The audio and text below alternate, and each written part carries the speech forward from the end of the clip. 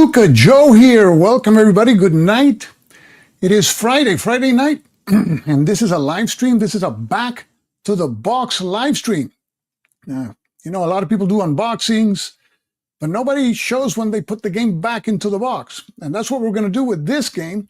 Of course, the idea behind all this is to be like a video that comes after the video about the game. And about 2 weeks ago, I published a video on this particular game, which is New Cold War. New Cold War, which is a game designed by Andoni Oribe and also Igor Plaza and published by VUCA Simulations, and it is out now. It is a 4-player game, and it is a game about the Cold War from 1999 to 2019. And it is a 4-player game, card-driven game. And so it's something that doesn't come out too often, 4-player card-driven game. And we did a 50-minute video. You can check it out. Today we're going to put the game in the box, and I'm going to give you some tips so that everything fits in. Nowadays, after you open the games, a lot of times the stuff doesn't fit in the box again, and you'll have a chance to take a look at the game. And any questions that you have, I'll be more than happy to answer. But let's see who we have with us tonight. We have the one and only Ben Dover. We got Patrick. Welcome, Patrick. We got Magnus from Sweden. Welcome, Magnus. William Arends from Canada. And we got some more people, but those are the ones that are in the chat.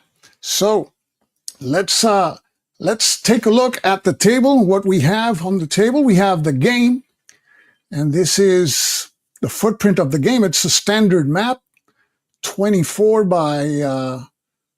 by 34 inches, mounted map board, very nice map board. It has the world divided into countries. I have the map on a Lazy Susan, which really helps filming this kind of game where when you're taking shots from all the parts of the map. And we also have Christoph.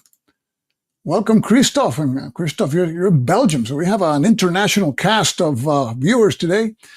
So this is a 4-player game. This is a game that I saw for the first time at the BellotaCon 3 years ago. And it called my attention. The first thing called my attention was the negotiating area.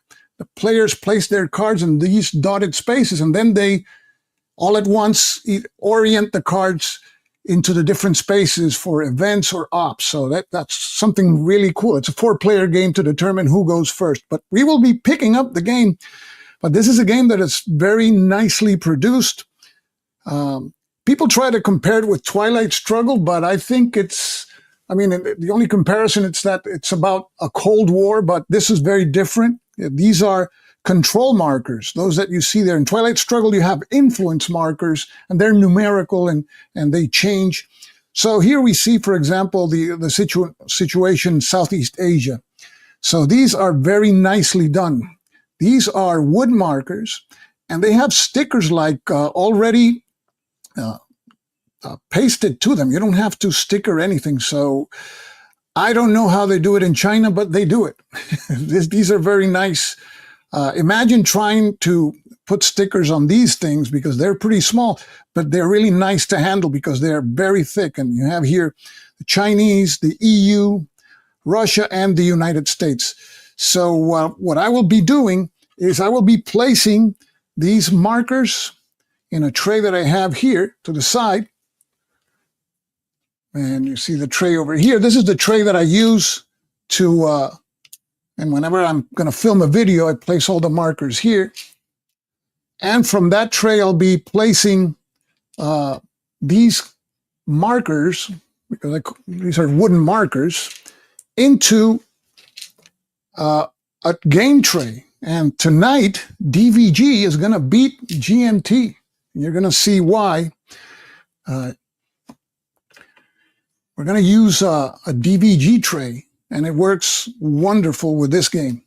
And I think a GMT tray wouldn't, and you'll see why. So we're picking up the game, and these are tiles. These are what they call sub-region tiles. So you score points for sub-regions. You control the Korean Peninsula, you score the points, and then these go back like this, and that's it. So we're also going to place these away. And this is a game that I at the BellotaCon last time, they had, I think, 2 tables, and they were always full. I couldn't get to play it last time because it was always full. The designers are Antonio Uribe, they're Spanish, and finally it's out. So this is, for example, Africa here. Here you see the situation in Africa. A lot of countries, a lot of sub-regions, Maghreb, Sahel, the Horn of Africa.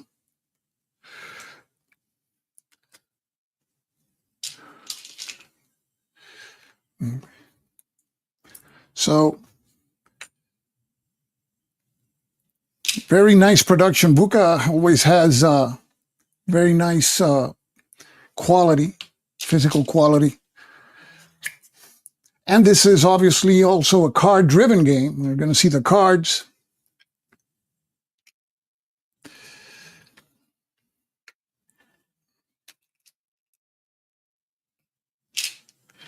So we're done with Africa.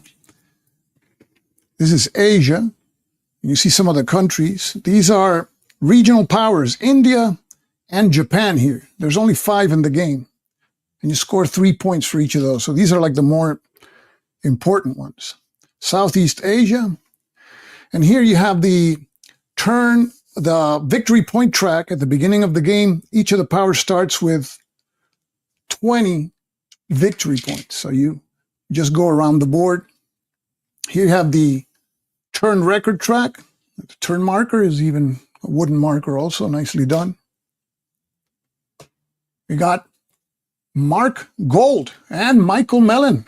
Good evening.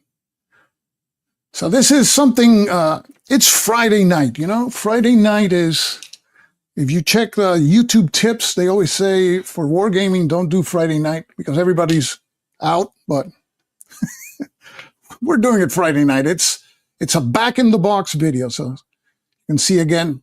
These are, you don't have to sticker these. These are really nice. They just come like this. Wouldn't it be nice if commands and colors would come like this, already stickered? You got the Black Sea, another sub-region. The Persian Gulf, another sub-region. This is the Middle East, and you can see obviously it's a hot spot. You got Israel, Iraq, and Iran. These are geostrategic countries. Those are the ones that have the bigger circle compared to the other ones. So these are worth 2 victory points. But you get victory points for controlling each one of these, but also if you control sub-regions, for example, in sub-regions here, you see the Persian Gulf consists Saudi Arabia, Iraq, Iran, and the Gulf states. You get the points there. But if you control the whole area and you have a minimum number of countries, then you get those points there. So we've done the Middle East. Now let's go to Central America. It's fine. We're in Puerto Rico. Puerto Rico, of course, is part of the United States, but we have the Dominican Republic, Haiti, Cuba. Mexico is the regional power there. 5 victory points. You got Panama and Cuba are the geostrategic countries. And you're going to see in the game, another thing that's interesting is these locks. The game is divided into epochs. You have late, medium, and early, medium, and late. And these are like the first decade, second decade, third decade. And during the third decade, if China plays an appropriate card, then it unlocks Central America, and then the Chinese can play cards in Central America, but not before that. And here we see South America. Of course, you have Brazil, and Venezuela, and Argentina.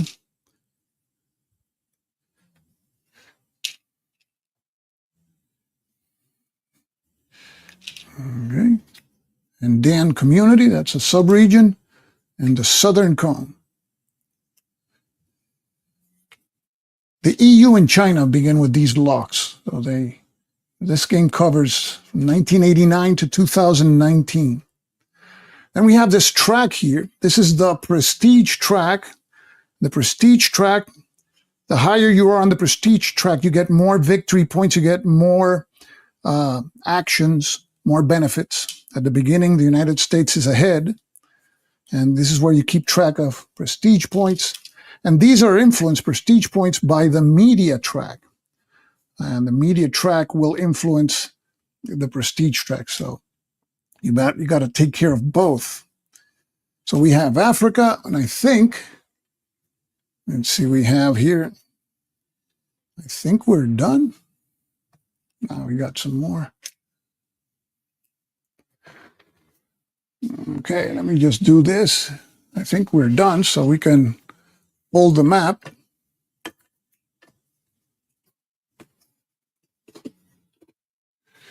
Okay, Lazy Susan is, yes, makes life a lot easier, the Lazy Susan. Oh, we got one more. We had one in South Africa. We had an EU marker in South Africa. So let's see. Okay. So it's a very nice board. Now, I'm not going to put the board in the bottom of the box. I'm going to put the counter tray in the bottom of the box. This is a 3-inch box, very nicely done. It has nice texture, very nice stealth fighter there. So this is a 3-inch box, beautiful production. So here's where DVG is the tray to use. I normally don't use DVG trays because the lids don't get along with the bottoms. They never close well, the lids. So you will want to use a DVG tray only if the rest of the materials in the box goes up to the top and then just the lid just doesn't have anywhere to go. And that's the situation in this game where you have a mounted map board and you have these counters which are really thick. In a GMT tray, you're not going to be able to fit these counters. So now we transfer the counters to these trays, and you'll see that I try to put 2 of each country there. And we have Eric C. Eric, nice to see you.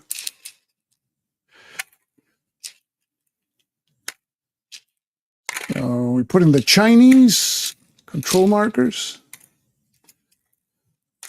And of course, this has cards too, and it has a lot of cards, 61 cards. So it's a lot of replayability in this game. Putting the US markers, control markers.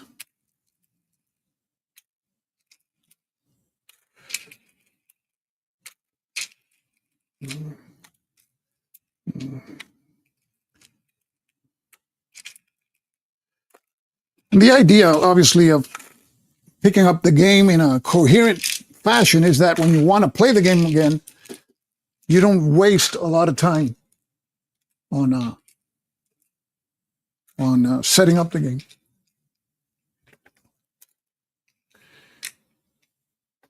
Okay, so we got the Americans.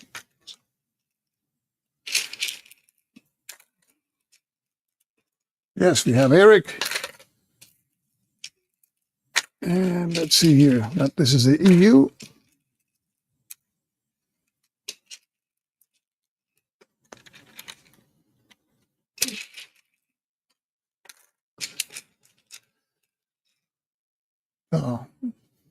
Yeah, the board has a nice design.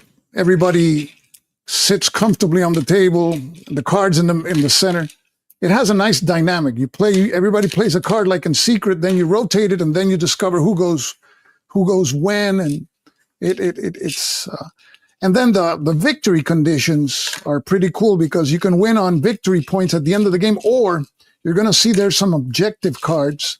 So even if you're not doing well in victory points, you can still get the win on the objective cards. You use trays, Christoph. Yeah, I am a tray kind of freak, even for magazine games. Trays are pretty cool. You can keep everything sorted nice.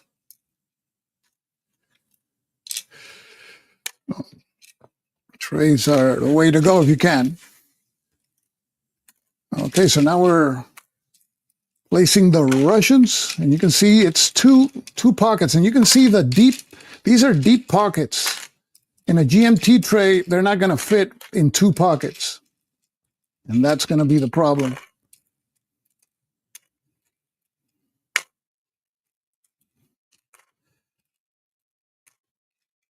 So here we're doing the Russians.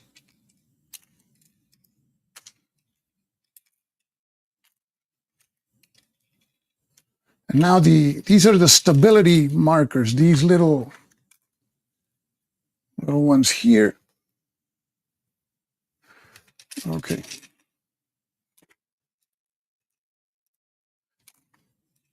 These make it easier for you to change the status of a country.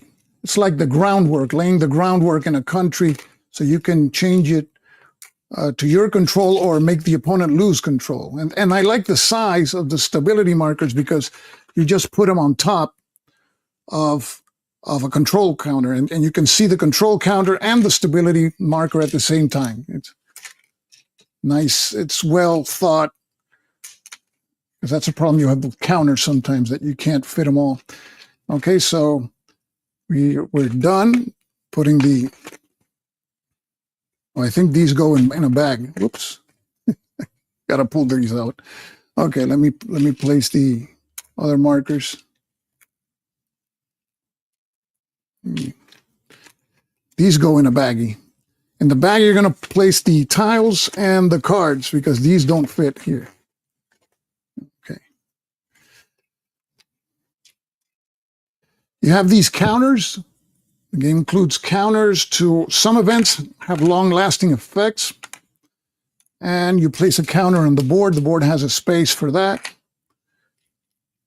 So that's something that we see also in Twilight Struggle.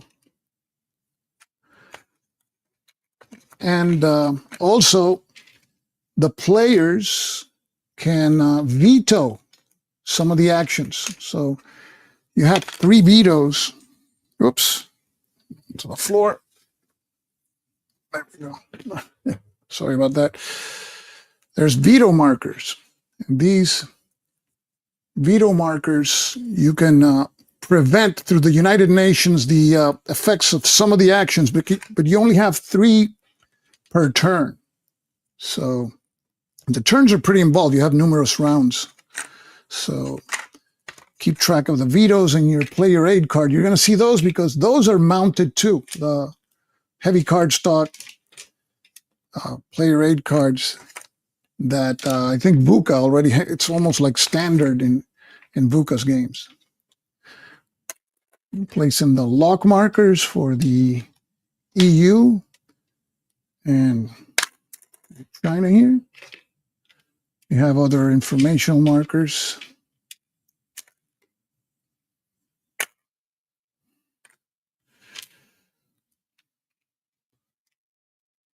You have some black markers that give you like bonuses and victory points or penalties. It's a pretty game.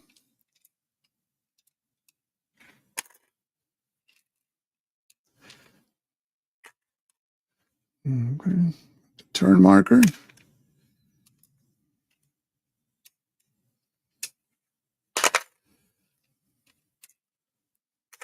We're almost done with the counters.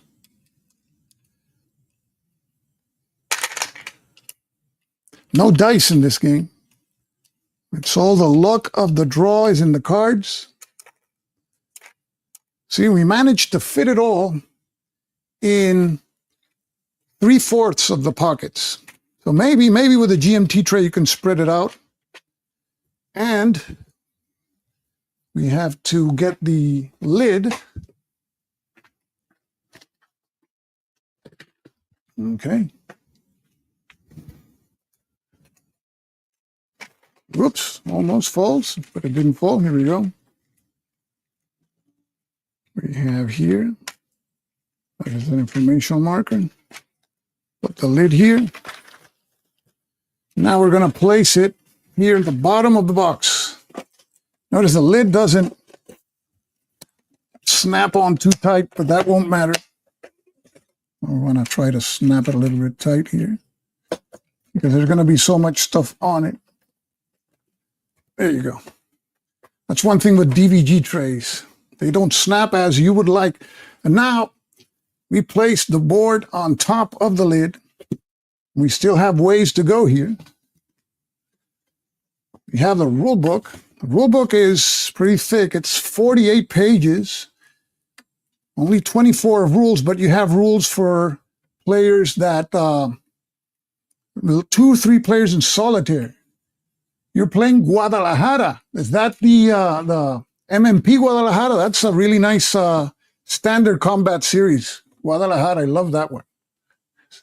Yes, me too. I prefer SCS. I'm a pretty down-to-earth hex encounter guy. Okay, so we have the rule book, and now we're going to place. These are the player aids, and these are just sweet. You know, they're heavy cardstock, and you have the initial setups for each of the countries, all the tables you need. Here's you keep track of the vetoes, and you can do up to 3 coups per turn. So this is very, very nice. A summary of the objective cards. We'll take a look at those. So you have 3 of those, so they're pretty thick. Okay. So we place them in the box here.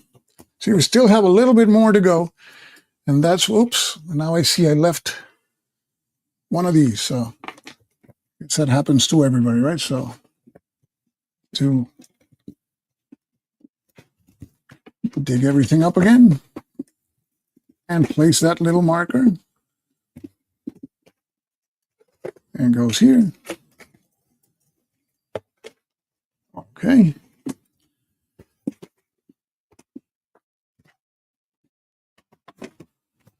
Okay, back on track. Now the rest is with baggy. So what we do is we'll place the sub-region markers or tiles. These are actually tiles. These go inside a baggie. Yeah, that one counter always happens. Okay, it's the elusive counter. And then we still have the cards. Here's the cards. Cards are interesting. You win on victory points at the end of the game, but there's also these objective cards, and you have 8 for each of the powers. You're going to draw 3 at the beginning of the game, discard 1, and in turn 5 you get another one. So they have different requirements, and depending, if you comply with the requirements, you get this in victory points. But if you fulfill 2 of the 3 objective cards you have in different turns, you win the game, irrespective of how you're doing in the victory point track. So you can see here, They all have different requirements as to prestige. The crown means prestige or control of various regions or sub-regions. So it's a nice touch to keep everybody engaged, because that's one thing in multiplayer games. When you have people that are way ahead in points, then the others lose interest. But this is a way to stay in the game. And one of the things with multiplayer games is you want to prevent players from ganging up on others. So these are the EU cards. So we have each of the cards for each of the players here. Russia, and we're gonna put them all. We got the US cards here in a baggie. I can. Oh, here they are. Okay, I got the baggies here.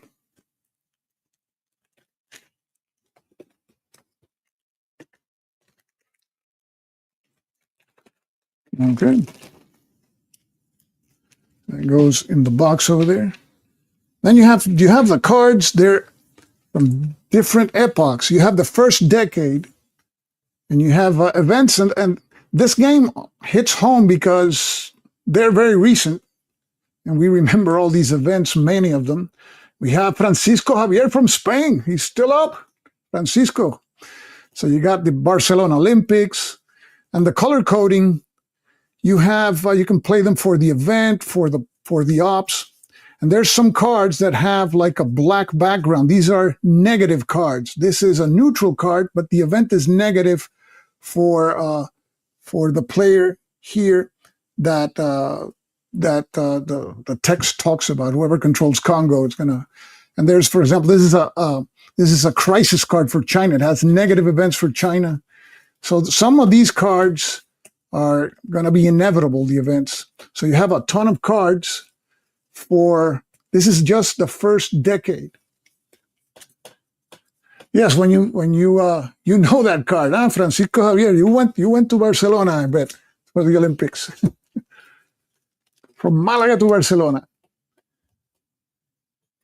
And Christoph, yes, this is it's really very recent history, 1989 to 2019. So these are all the first decade cards. You can see there's a lot of cards for that first decade. So put that there. So now come the second decade cards, and if you think that's like some other game that it just adds a little bit more cards, you're wrong. It's a ton of cards for the second decade.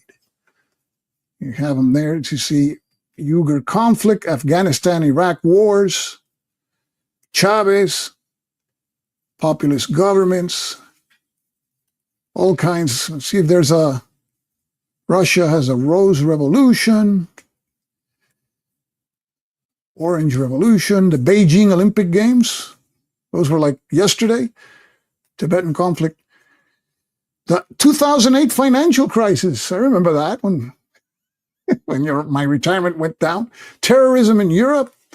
Yeah. So you have all these events, a lot of events. Some are US events, others China, EU events, and Russia events, and some are neutral. So Corralito in Argentina. So we do the same here. We put these cards in another bag.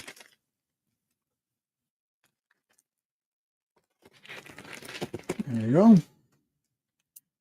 You found the systems. Yeah, I have help in this one. Hello, Francisco. Marisol says good. Hello to everybody. Okay, so we have help here. I'm cheating here in this video. Okay, and here we have the third decade. Bin Laden's death. Erdogan, Yemen civil war. These are like the other day. Even Trump appears here. Netanyahu, all these guys. Xi Jinping. So this goes up to the COVID pandemic. That's where it ends. So that's our last baggie. It's good to have a helping hand. That is. It's good to have a helping hand. Yeah. Can't complain. So here we have the lid there. And now let's see. See, the cards help keep everything tight, which is what you want with DVG trays. They have to be tight, otherwise everything's going to fall apart. And now we're going to even place the game on the shelf. So let's do that.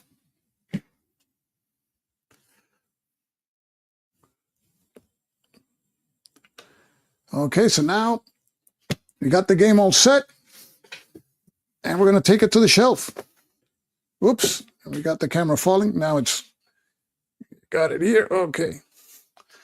So I got it here with my VUCA games. I have their Crossing the Line, which I haven't opened yet, Donnerschlag and Traces of War. And now there goes New Cold War. And that's VUCA Simulations 2025. Brand new game from VUCA. Very interesting topic. Nice production. And this is where this back to the box video ends. So this is Stuka Joe signing off for now. Thanks for watching, guys. Really appreciate it. Have a great weekend.